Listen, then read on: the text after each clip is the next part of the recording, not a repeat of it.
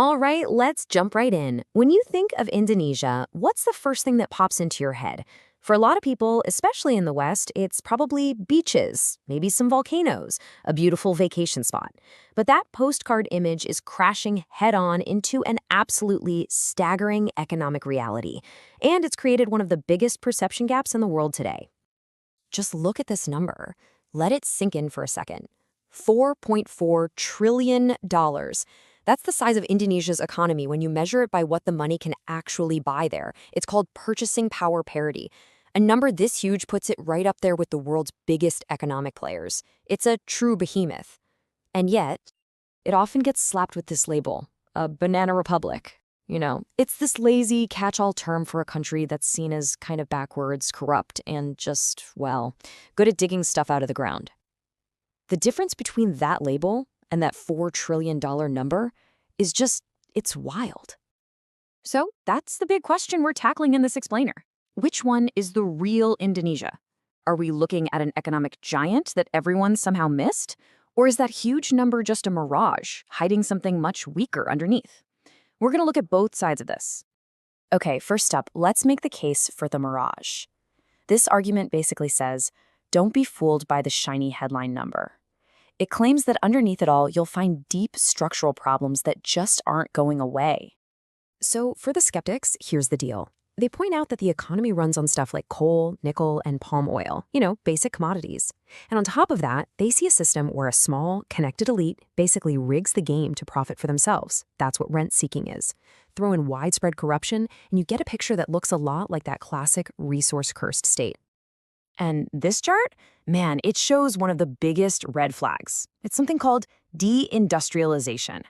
Even as the overall economy has gotten bigger, the part of it that actually makes stuff, the manufacturing sector, has been shrinking for over a decade.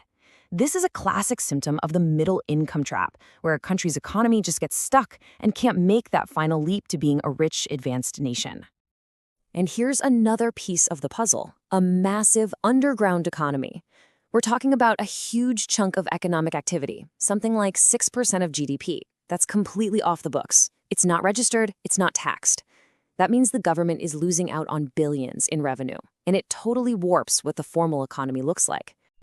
Now, this is where it gets really interesting. The Indonesian government did something that, on paper, sounds like a genius move. They banned exports of raw nickel to force companies to build processing plants inside the country. But critics look at that and say it's just a fancy way for a few powerful people to line their own pockets. This quote really sums up that skeptical view perfectly. All right, let's flip the coin. Now we're going to look at the other side of the story. This argument says that the whole banana republic idea is the real illusion, that it's just an old, tired stereotype that's blinding the West to an economic powerhouse that's already here.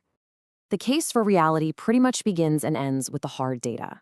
When you look at GDP by purchasing power, parity, again, that's the metric that shows real economic muscle, Indonesia is already number 4. In the world, it's bigger than Japan. It's bigger than Germany. And listen, this isn't some forecast for 2045. This is today, right now. And remember that nickel ban we talked about? Well, this side sees it completely differently. It's not corruption. It's a bold power play. They call it resource sovereignty. Instead of just selling cheap raw materials, Indonesia is forcing giants like Tesla and Hyundai to build their factories and smelters there, capturing the most valuable part of the electric vehicle supply chain. They're basically trying to become the Saudi Arabia of the Green Revolution. And hey, this isn't just about digging stuff out of the ground. Indonesia's digital economy is absolutely exploding. They've leapfrogged a lot of the old infrastructure. Millions of people are using super apps for literally everything, from paying bills to ordering food. This whole digital world is a massive, modern engine for growth, and it's expected to be worth around $130 billion by next year alone. This quote just nails the argument. It flips the whole script. It suggests the problem isn't Indonesia's economy. The problem is the old, biased tools we're using to look at it. The failure, it says, isn't on their end. It's on ours. So if the data is so clear, why on earth does this massive perception gap still exist? Why can't the West seem to wrap its head around this $4 trillion economy?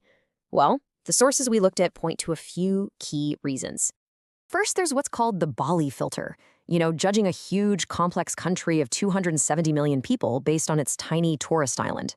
Second, analysts rely way too much on nominal GDP, which hides the real economic power that PPP shows us. Third is just old-fashioned mental laziness. It's easier to stick with old stereotypes. And finally, there's a certain geopolitical comfort in seeing Indonesia as a little brother, a partner you can manage, instead of a powerful peer you have to treat as an equal.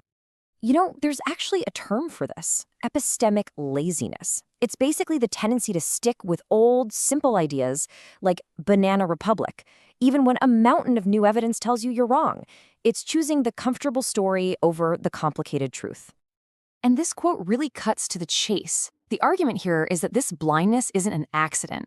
It's a choice. It's driven by a desire to keep a familiar, comfortable worldview where the West is always at the center of the universe. And look, this isn't just some academic debate. It has real consequences. It means opportunities get missed, foreign policy gets it wrong, and a major global power is fundamentally misunderstood. Because while the West might see a pauper, Indonesia sees something else entirely. And this quote from President Joko Widodo says it all. It's a powerful statement of independence. Indonesia is saying we are not a pawn in some game between the US and China. We're a center of gravity in our own right, a pole in a new multipolar world. So where does all this leave us? This isn't just a story about one country's economic statistics. It's really a story about power, about perception, and about a global order that is changing way faster than our mental maps can keep up. And that brings us to the final thought. The evidence really seems to suggest the giant is already here. That $4 trillion economy isn't a mirage. So the real question isn't about Indonesia. The real question is whether the old ways of thinking, the old frameworks, the old geopolitical maps, can even see the world as it actually is today, not as it used to be.